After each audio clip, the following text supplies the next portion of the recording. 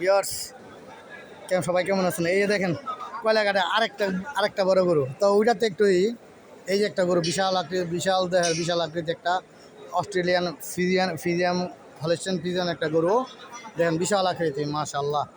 এর লম্বা তো মাশাআল্লাহ মা আমার থেকে উপরে 5.5 ফিটের উপরে হইব হয়।